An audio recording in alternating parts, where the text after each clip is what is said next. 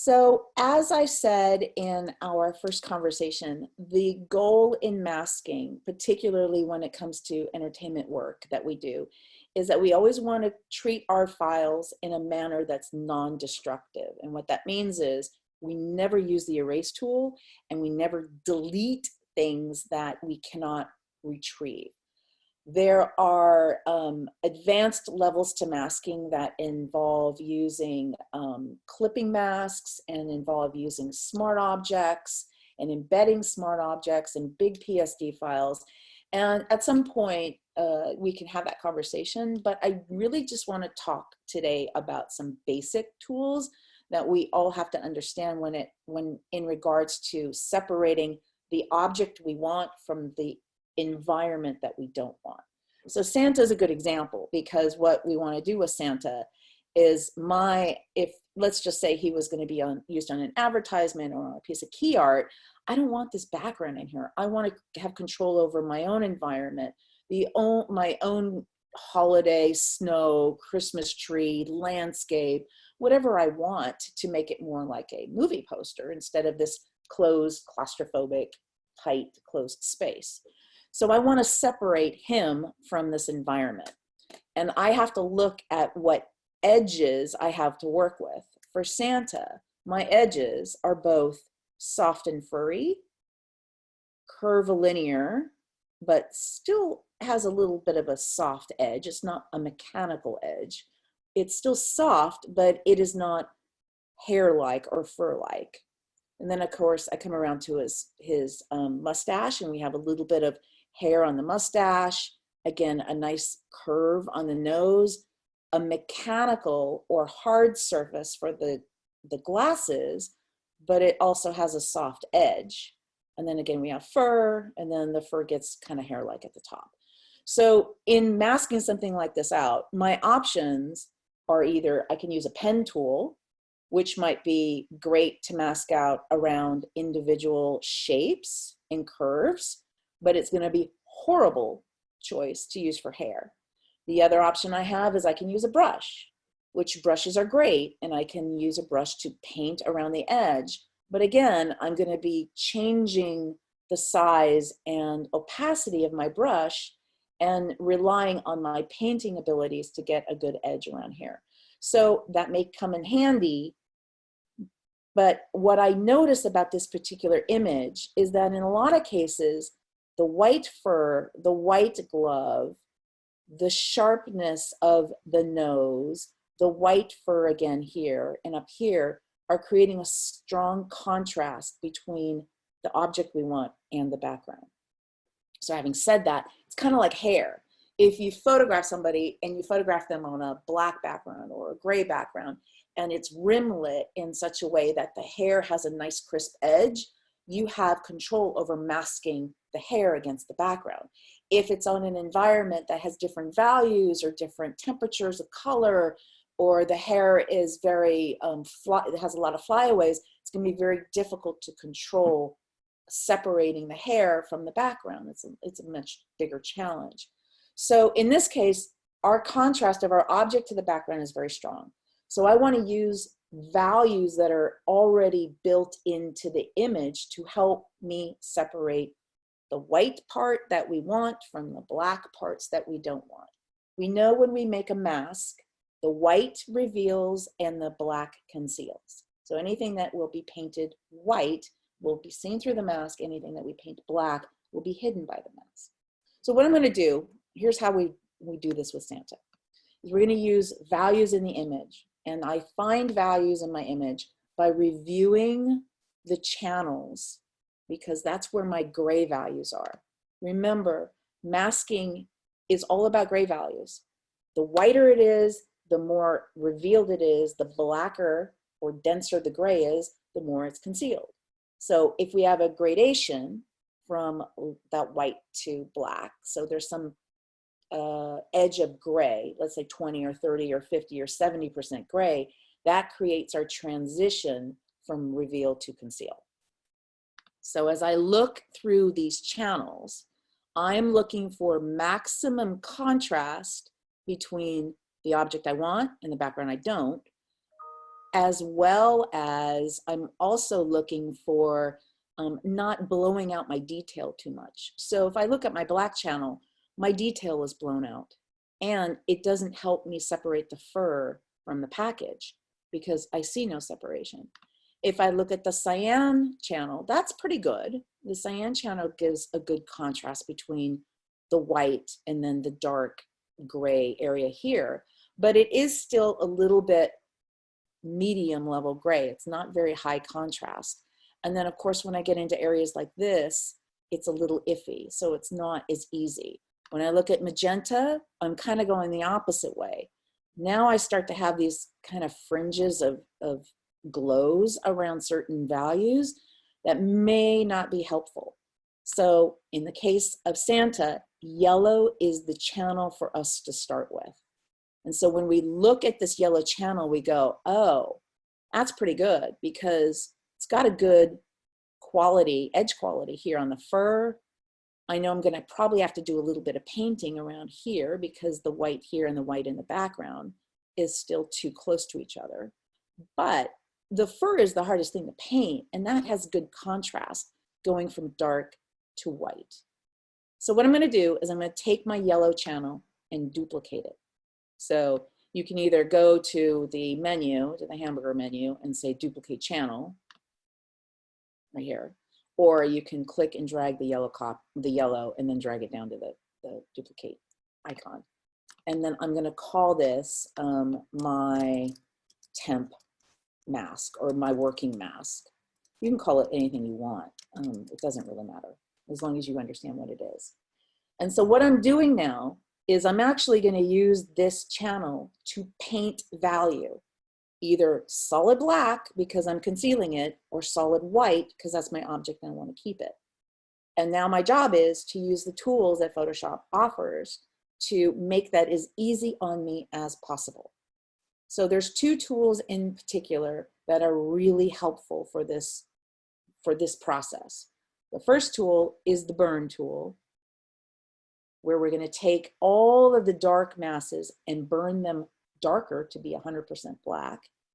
And then the dodge tool, which will allow us to take all the white areas and dodge them so they become whiter. So remember, our goal is going to be Santa is solid white and the background is solid black with a little bit of gray transition to make the hair and the fur and the soft edge of the glove look realistic and not choppy or cut out or too sharp or too feathered. That's our goal. And if we use the lighting conditions in the file to do that, 90% of our job is done. So I'm going to go ahead and do this. And I'm going to go ahead and just build the whole file with you guys. So I'm going to burn it. Oops, sorry. Got to be in, have my layer active. I'm going to be burning shadows.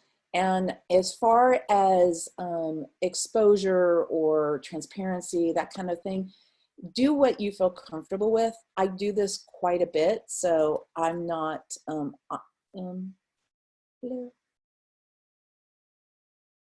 we go, sorry. I am not, I'm pretty experienced with this, so I'm not tentative about doing the work. And I'm working on a tablet, so I can have a very light pressure. You can see what I'm doing here. I'm just gonna burn in this shadow area. That's very light pressure on my tablet. And if I go heavier on my tablet, I can go dark really quickly.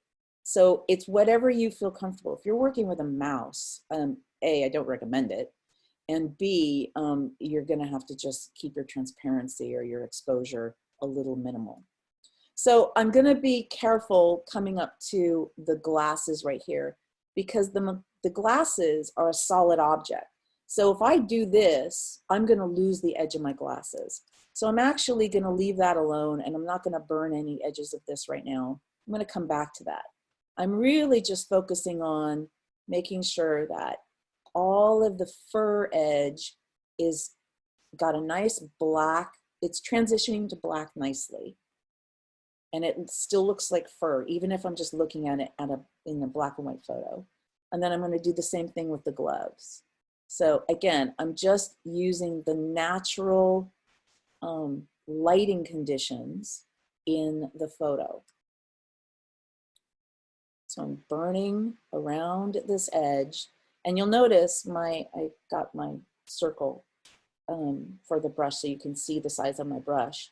I'm not going right on top of it. I'm coming up to it from the side, because if I go right on top of it, if I go too hard, it will create a very choppy edge, and we don't want that. We want a nice gradual edge.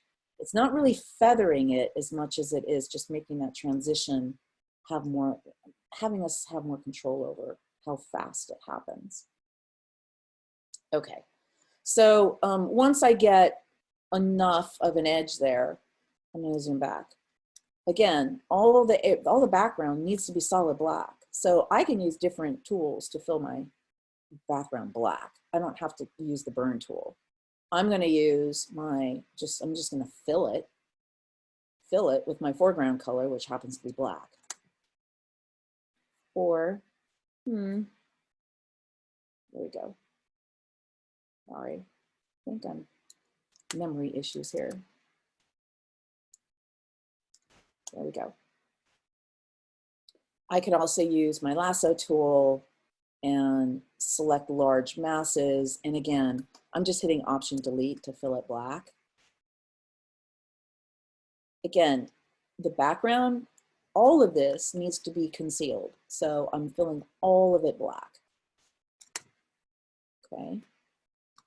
And then on my light side, I know that Santa he's my solid object. So I know, in essence, all of him is going to be solid white. So I'm going to go ahead and just fill all of this part solid white, because I don't have to worry about edge quality in this area right here.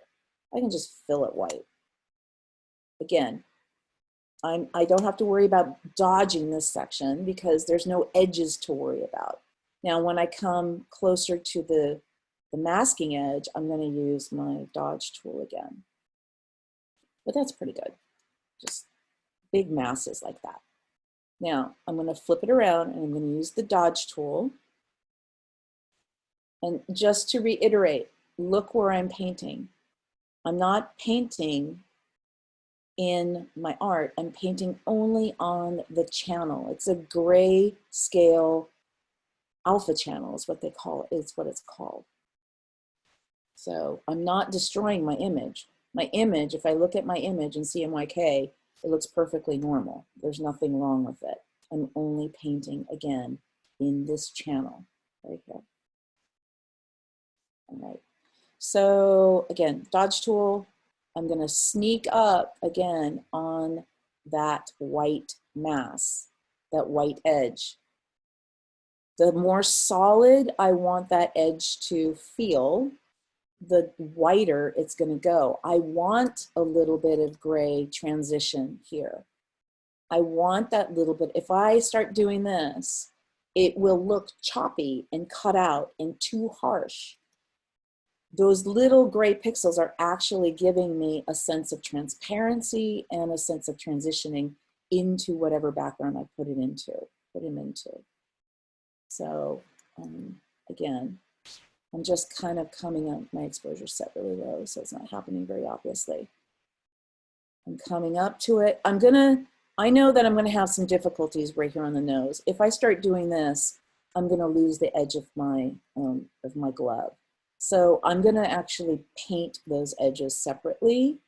But down here, I can use the the dodge tool again. Go right here. I'm not worried about that. And then again, down here on the fur, I can use that here. So again, I'm using the painting tools in Photoshop, the right tool for the right job. Okay. Now, I mentioned that we have some challenges because of just the nature of this is a hard object with a circle or an oval, and it has a soft edge. So I have to make a decision whether I have enough control over a tapered brush to be able to go in and isolate, get my opacity up, to isolate this and paint that in. If I feel like I have control over my brush to do that, great. I don't know if I have that much control over it. So I might actually create a little working path for myself that is in the shape of an oval, like this. So I'm actually creating a little path around this, and I'm even going to go around his nose because it's curvilinear. I'm going to go around the glove because it's all, this is, I'm going to lose this thumb. That's his thumb right there. I don't really care about that. So I'm going around the edge of all these curvilinear elements. Getting extra points in here I don't want, sorry.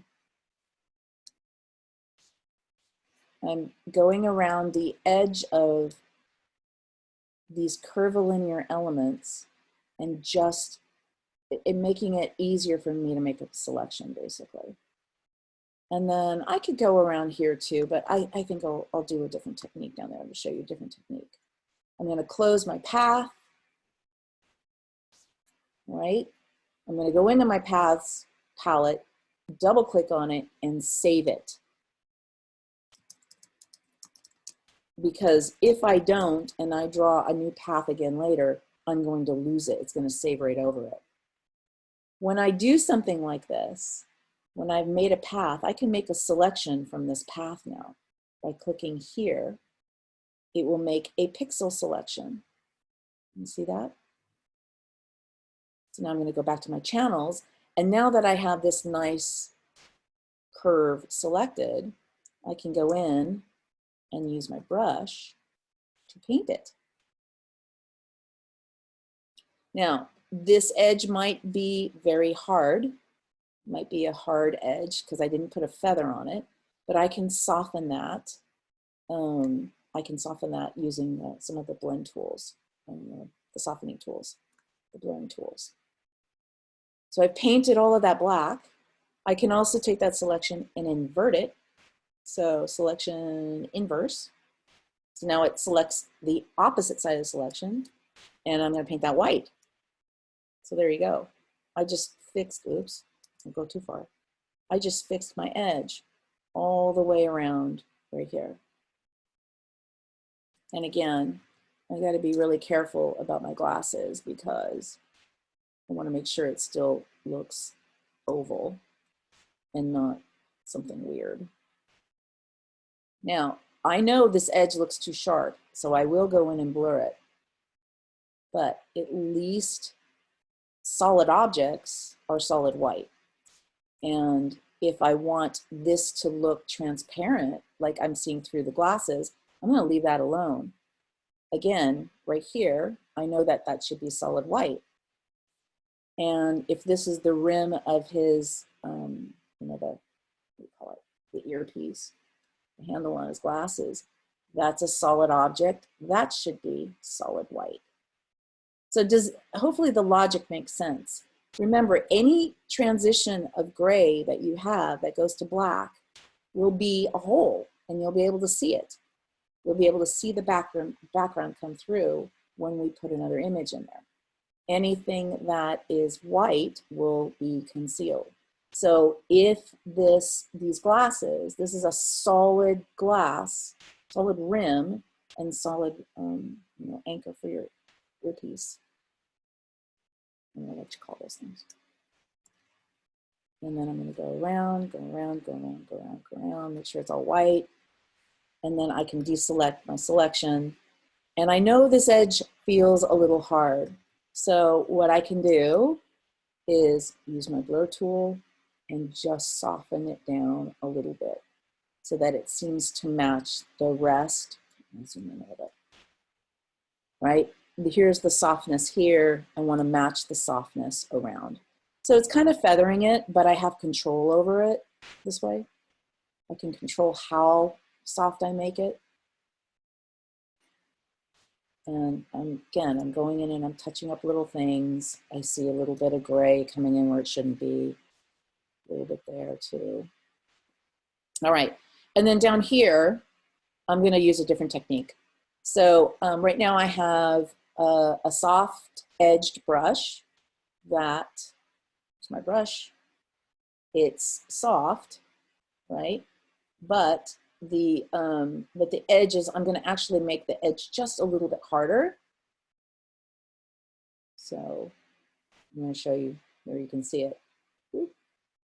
So if it's really soft, then it's going to be kind of probably too feathered. But if I just make it a little bit harder, and this all depends on the scale of your art and the scale of the brush that you're using. I'm just going to increase the hardness a little bit.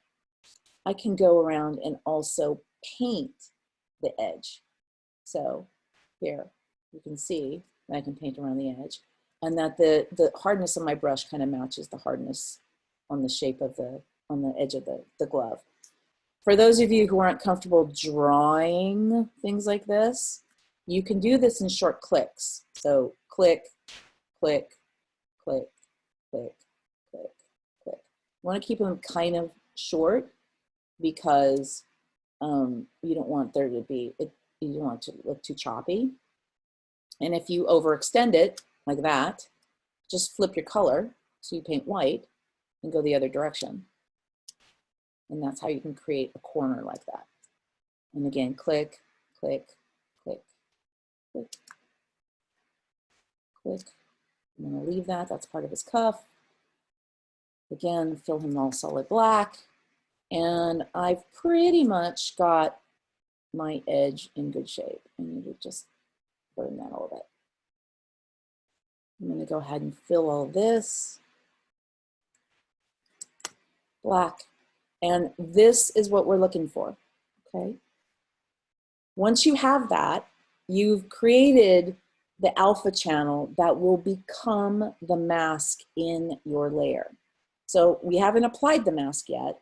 It's still just a separate alpha channel.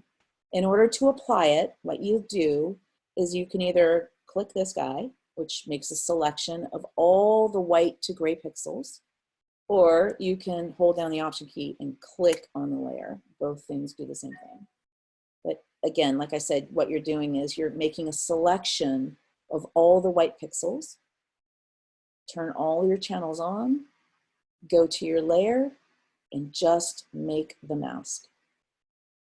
Oops, sorry, I always do that wrong. Here we go. Just make the mask right here. And there we go. And here's my gray background. And you're going to be like, well, whoa, what's going on here? Why is it all weird on the edge like that? Why is that so dark? And why is that edge showing up like that? Well, what's happening is when I made my mask, I didn't burn it far enough. So you're still seeing some of the original background come through. Well, guess what? I have control over making that better. So here's what you do to improve that. I'm now going to paint not in this piece anymore. In fact, I'm going to even delete my original working file. I'm going to delete that because now I have an alpha channel, which is the mask for this layer. And I'm going to actually paint on this mask rather than painting on an alpha channel, painting on the mask, and I can see my effects live. So what I mean by that is if I click here, I'm painting on the mask. If I click on the image, I would be painting on the image. And you can see my, my toolbox, my colors change. So if I have my image active, I would be painting on my image, okay? If I have my mask active, I'm painting on my mask. So that's, I think we kind of all understand that. But now I can see my masking happening live. And I'm going to use the same tools. I'm going to burn my shadows further. And now I can see it happening. And I have control over it. And I've placed the background that I want in here.